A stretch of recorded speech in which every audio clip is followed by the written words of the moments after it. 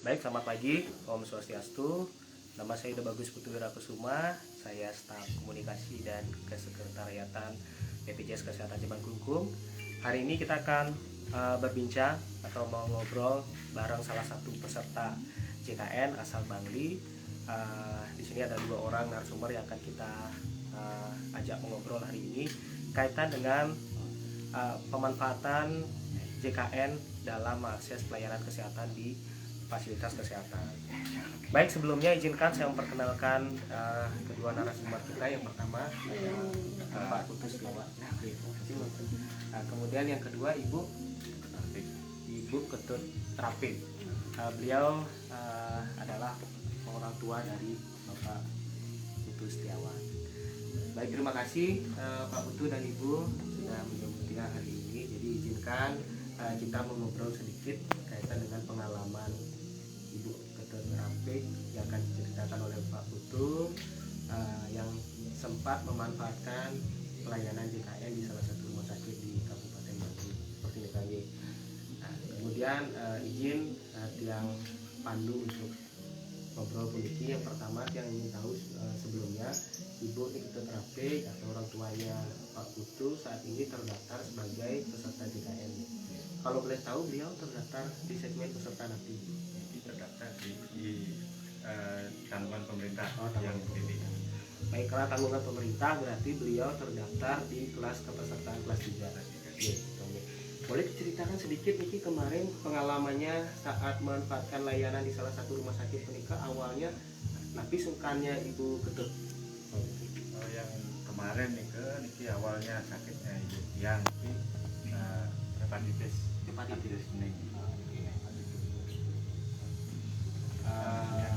Dirawat seminggu hanya membaik dan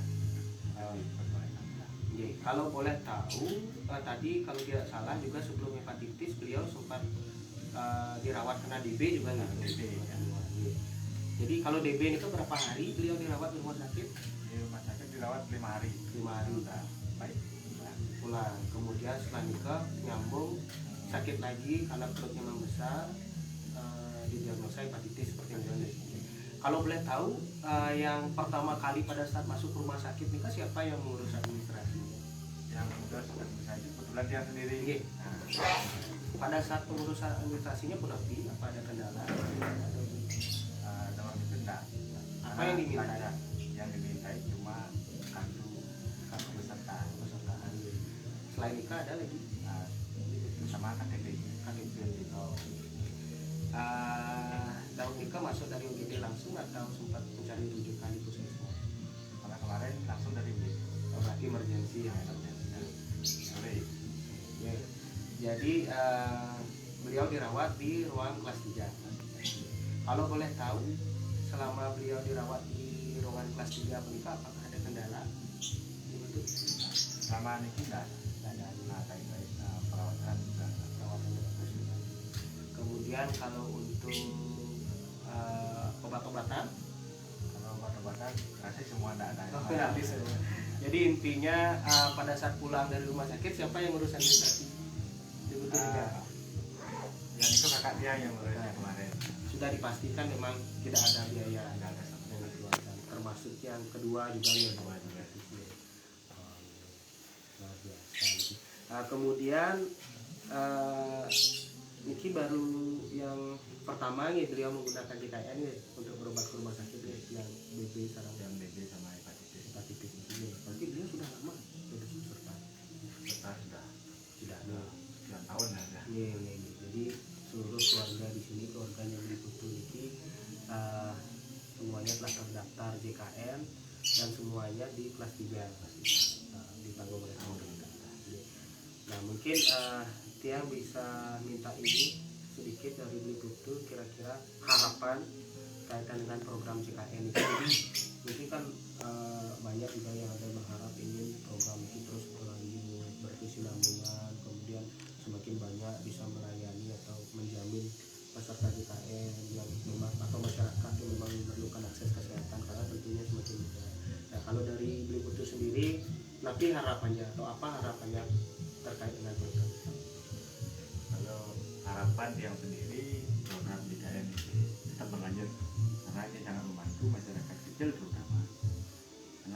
bagian kesehatan kan nggak tahu kapan kita sakit kapan kita sehat, karena sangat membantu sekali. Yang harap juga ya yang kalau sudah dari lahir lah itu, dari lahir dan ditanggung sampai ya seterusnya gitu.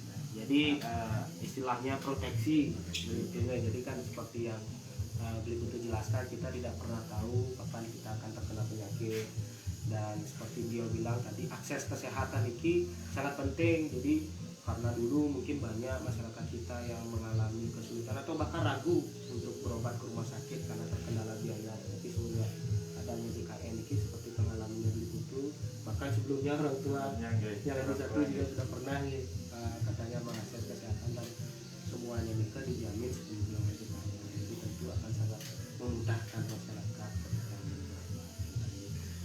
Ini sudah kontrol setelah sakit ya? Hari Jumat lagi kontrol. Oh, hari ini jadwal kontrolnya. Iya, makin jadwal kontrol. Iya. Kalau untuk kontrol ini ada diberikan surat kontrol kembali? Udah ada. Ada, iya. Jadi tidak perlu mencari rujukan, tidak perlu ngobat lagi, Iya. tinggal nanti bisa Keluar dari rumah sakit memberikan surat kontrol. untuk kontrol kembali. Semoga hasil kontrolnya juga bagus nih. Ibu kan unik kemarin nih dijamin oleh BPJS nih atau JKN nih tan naur malah di rumah sakit nih tan.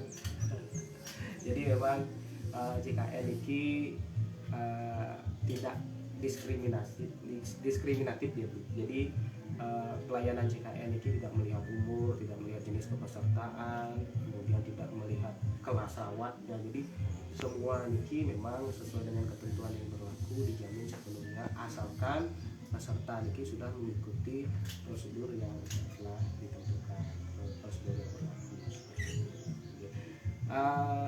Kalau boleh tahu keseharian dia? Kalau biasanya bikin Jahitan. Di usia beliau yang sudah lingsir atau tua mungkin masih produktif juga.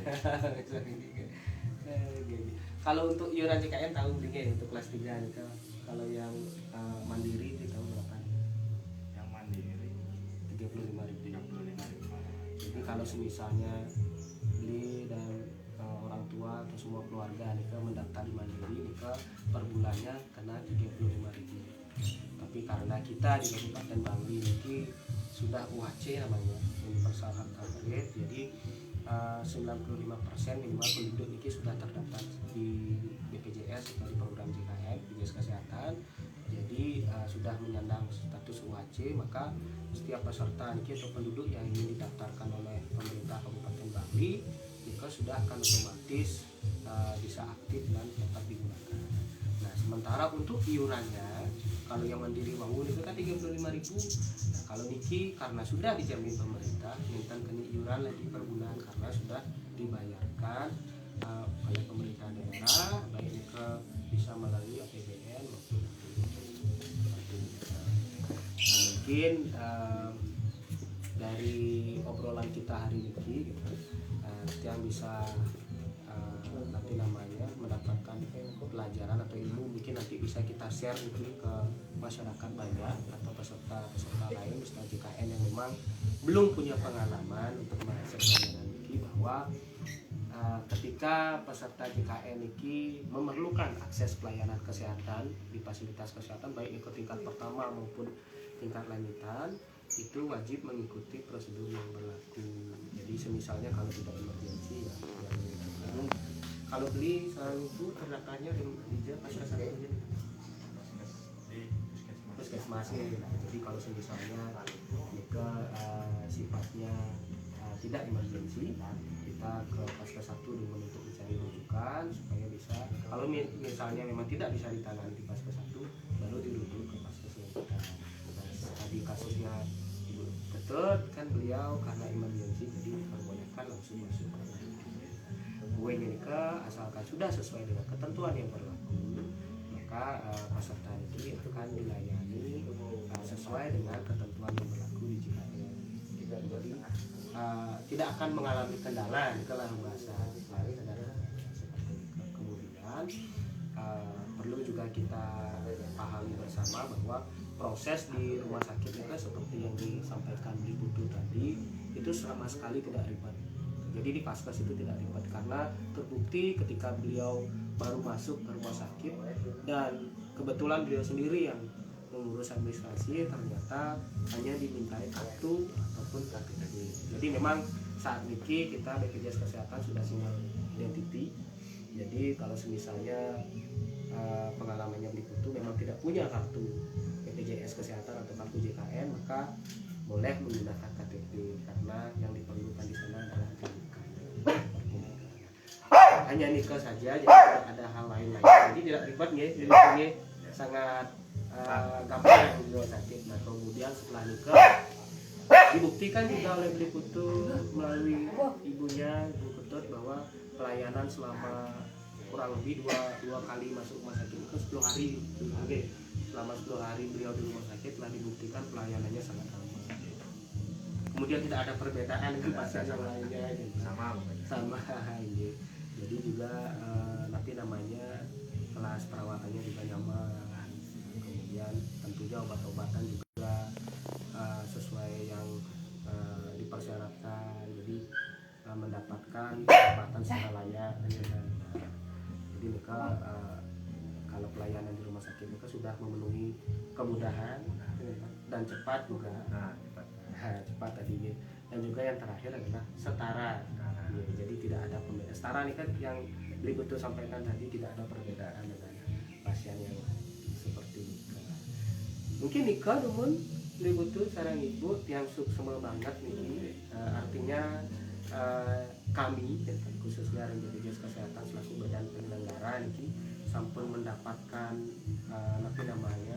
testimoni dari Ibu Ketut melalui Beliputu bahwa inilah salah satu bukti pelayanan dari JKN yang dilaksanakan oleh fasilitas kesehatan yang memang benar-benar sesuai dengan prosedur seperti yang saya sampaikan tadi, bahwa kalau sudah sesuai prosedur maka tidak ada kendala yang akan dihadapi dan sesuai dengan yang beliau harapkan, dan mungkin juga sesuai dengan harapan seluruh masyarakat dan peserta JKN KIS pada khususnya, bahwa semoga program JKN KIS tetap berkelanjutan atau berkesinambungan dan tentunya semakin banyak peserta yang lain.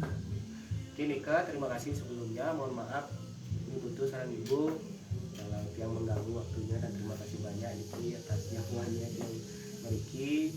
Semoga Ibu Ketut sehat selalu dan seluruh keluarga, dan semoga pengalaman Ibu Ketut melalui yang diceritakan Beliputu itu bisa memberikan wawasan juga untuk seluruh masyarakat dan terutama peserta JKN apabila nanti kedepannya memerlukan layanan dari JKN. Oke, terima kasih karena tadi saya sudah membuka obrolan kita dengan Panjali Umat, maka saat ini izinkan saya akhiri dengan Parama Santi. Om Santi, Santi, Santi. Terima kasih. Iki. Nggih. Iki tuh.